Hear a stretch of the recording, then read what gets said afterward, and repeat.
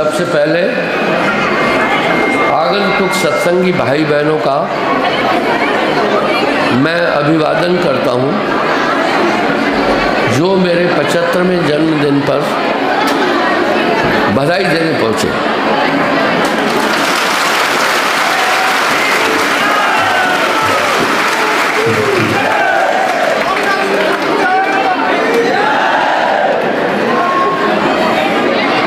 लेकिन जब आदमी जन्मदिन मनाता है उसे एक बात सोचनी चाहिए उस समय, वो ये कि आज मेरे जीवन के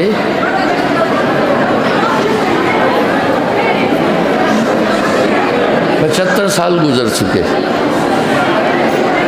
हर आदमी को सोचना है ये साल मेरा गुजरा, इसमें मैंने कौन कौन सी गलतियां की। क्या मैंने समाज के लिए, उसके कल्याण के लिए कोई काम किया है? जिस भूमि पर हम जन्मे हैं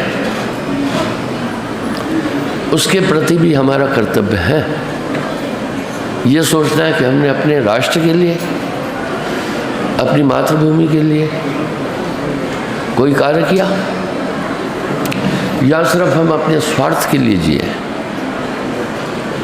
हमारा माता पिता के प्रति भी कर्तव्य है, राष्ट्र के प्रति भी कर्तव्य है, मानवता के प्रति भी कर्तव्य है। मनुष्य सृष्टि का सर्वश्रेष्ठ प्राणी है, इसमें ज्ञान तत्व विशेष है, इसलिए इस अवसर पर सोचना होगा। दूसरा उसे ये सोचना होगा,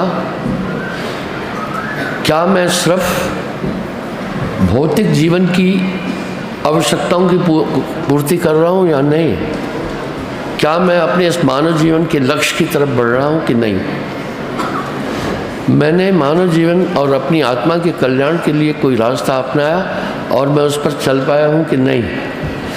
मैंने इस वर्ष में कभी किसी को कष्ट तो नहीं दिया। परहित सरस धर्म नहीं भाई, पर पीड़ा सब नहीं हतमाई। इस एक वर्ष के अंदर मैंने कोई पापिष्ट कर्म तो नहीं किए। इस एक वर्ष के अंदर मैंने राष्ट्र के विरुद्ध तो कुछ नहीं किया, मानवता के विरुद्ध तो कुछ ऐसा काम नहीं किया, और ईश्वर के प्रति भी हमारा कर्तव्य है। ये मानव वासुदेव कुटुम्बकम, ये संपूर्ण विश्व हमारा कुटुंब है।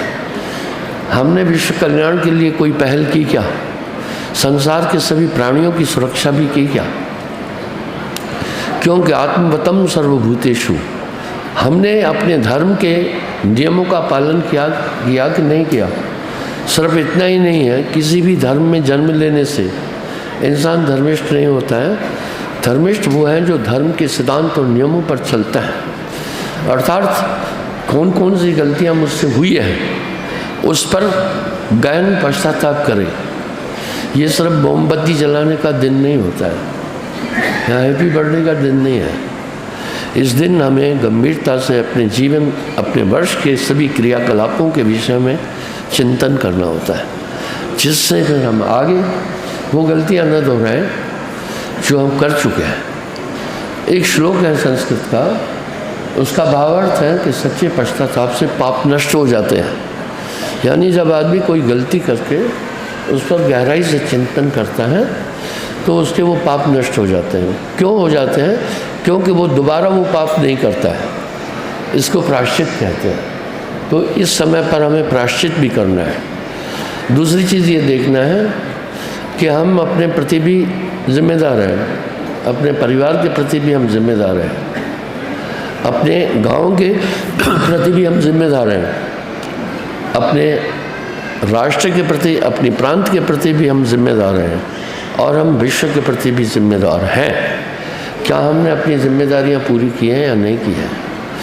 साथ में ये अमूल्य जीवन है, ये सुदुर्लभ मानव तन है।